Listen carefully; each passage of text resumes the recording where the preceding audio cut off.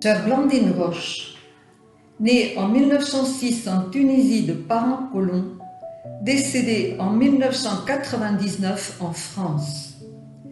Elle étudie au pensionnat Marie Auxiliatrice à la Manouba, banlieue de Tunis. À 20 ans, elle entre au noviciat à Marseille. Après sa profession en 1930, elle reste en France en tant qu'enseignante, assistante, catéchiste dans la province Notre-Dame de Lourdes.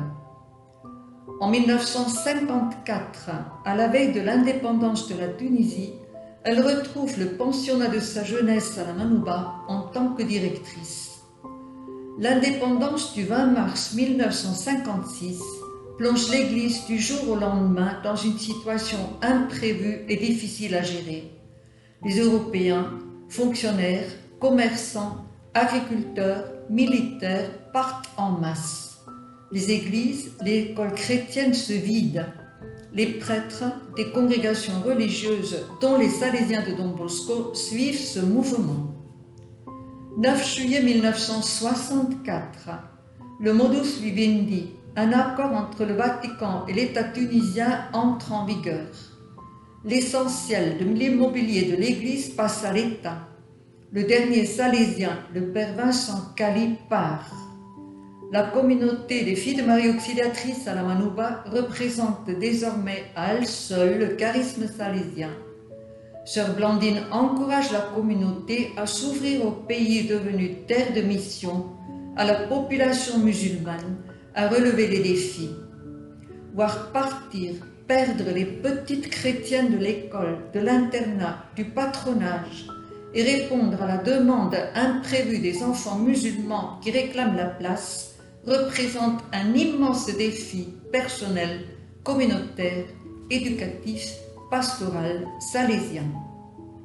Sœur Blandine a grandi dans un vase clos européo-chrétien qui ignorait pratiquement la population locale. Sa présence en tant que Tunisienne en ce moment historique la propulse hors de son milieu. Devenue missionnaire dans son propre pays, elle accueille les enfants musulmans, au départ par obéissance, en éducatrice, mue par le charisme salésien. Progressivement, elle opère une conversion personnelle, intérieure, profonde, qui la conduit à aimer ces jeunes. Le signe visible, son vocabulaire remplace l'appellation négative arabe par petite tunisienne.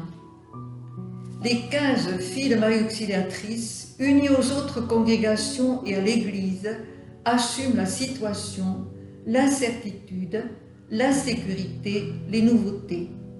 Les programmes du ministère, l'abandon imposé du collège, le développement du centre technique, la suppression de noms Marie Auxiliatrice remplacés par pensionnat privé de jeunes filles sont respectés. L'arabe obligatoire, Sœur Régine Corbion se met aux études. L'œuvre occupe un ancien palais bellical de 99 pièces, inadapté et vétuste, très froid en hiver, entouré d'un grand terrain qui intéresse les autorités et les nouveaux parvenus. Les menaces d'expropriation hantent la communauté. Sœur Blandine, avec sa force de caractère et sa foi en Dieu, se bat durant des années pour garder le maximum, la maison et la moitié du terrain. D'autres congrégations et sa famille perdent tout. Elle répare et investit comme si l'institution devait continuer toujours. 1964, un nouvel arrêté d'expropriation arrive la veille de la rentrée. Les supérieurs, provinciales et générales, le recteur majeur exige le départ de la communauté. La communauté d'autres congrégations dans le même cas restent et poursuivent les démarches. Après des tractations nombreuses, elles obtiennent des garanties et la demande explicite de l'évêque pour qu'elle reste. La supérieure générale donne enfin son consentement et l'œuvre continue. L'école compte 220 jeunes musulmanes. Le charisme salésien est inculturé avec créativité par la fête, la vie de groupe dans la joyeuse union, l'éducation intégrale, le travail bien fait et la réussite aux examens. Sœur Blandine et la communauté, provoqués par les événements, étaient en avance sur leur temps.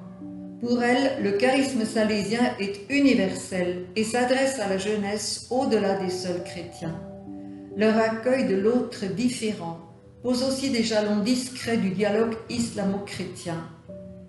Arrivées en 1895, les filles de Marie Auxiliatrice se trouvent toujours en Tunisie en 2022, édifiées et encouragées par celles qui les ont précédées.